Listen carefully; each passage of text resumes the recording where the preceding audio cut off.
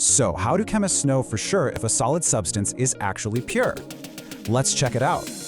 Imagine you've made a new white powder. How can you be positive it's just one pure thing? Well, a huge clue is its melting point. It's basically a unique fingerprint for every pure compound. In a pure solid, all the molecules pack together perfectly, kind of like a super stable brick wall. But an impurity? That's like shoving a soccer ball into that wall. It just doesn't fit.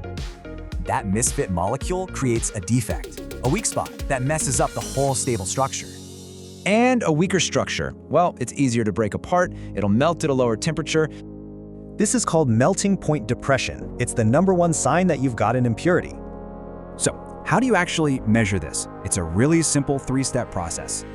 First, you pack just a tiny bit of your powder into a super thin glass tube. Then you pop that tube into a special heating block, something like one of these. Now the trick is to heat it slowly as you get close, about 2 degrees per minute. And here's the cool part, what you're actually watching for through the little magnifying lens. You record a range, the temp when the first drop appears to when the last crystal is gone. And this is the big reveal. Pure stuff melts sharp and high. Impurities make the range wide and low. So just like that, you get 2 crucial answers. Is it pure? And maybe even, what is it? You can even do a mixed melting point test to confirm an identity. It's a really clever trick. And that's why chemists love this test. It's fast, it's cheap, and it hardly uses any sample. So, melting point is one kind of fingerprint. What other molecular mysteries can clues like this help solve?